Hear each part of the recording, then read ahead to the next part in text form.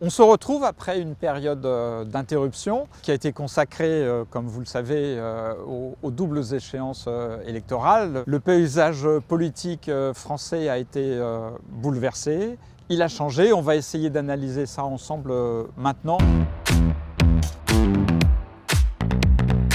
Le premier point, j'aurais envie de dire que les Français sont les meilleurs constitutionnalistes parce que ils ont réélu par défaut le président Macron, mais ils ne lui ont pas donné une majorité. Donc ils ont voulu temporer son pouvoir et ils ont fait preuve d'un discernement politique qui est assez inédit.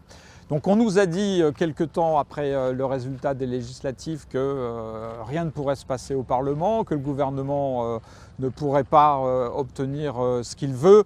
La réalité, elle est tout autre et il faut la regarder avec lucidité. Quelle est la situation politique parlementaire? Très simple. Au Sénat, il y a une majorité de droite.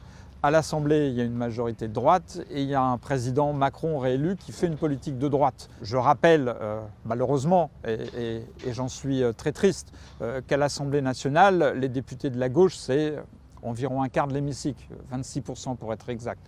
Au Sénat, même chose. C'est un niveau qui est historiquement faible pour la gauche.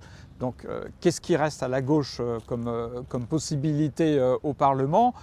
C'est d'incarner une opposition constructive qui propose par le biais des amendements et qui permet surtout ce que j'appelle, je ne suis pas le seul à l'appeler comme ça, la démocratie délibérative.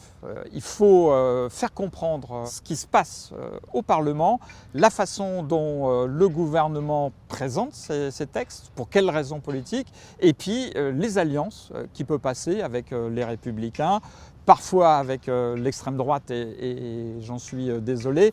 Donc une opposition de gauche au Sénat et à l'Assemblée nationale, à mon avis, ça devrait être celle-là.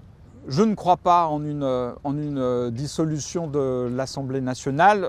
Le président de la République n'y a aucun intérêt. Ce qui importe aujourd'hui, si la gauche veut de nouveau être au pouvoir, c'est qu'elle soit majoritaire. Et pour ça, il lui faut un projet politique audacieux qui parle à la totalité des Français et des Françaises, c'est-à-dire à la fois aux jeunes de banlieue, aux jeunes de Seine-Saint-Denis, mais aussi aux paysans du plateau de Millevaches. Voilà.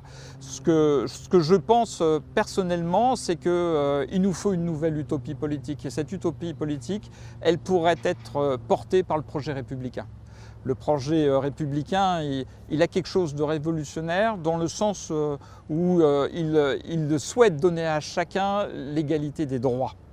Le gouvernement Macron, c'est l'égalité des chances. Ça, c'est le projet libéral. Le projet républicain, c'est l'égalité des droits, c'est-à-dire non pas donner la même chose à tout le monde, mais donner plus à ceux qui ont moins. Je pense que l'avenir de la gauche est là, dans la réaffirmation du projet républicain.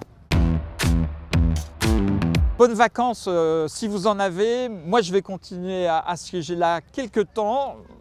J'espère pas trop loin après le 15 août et on se retrouve à la rentrée de septembre.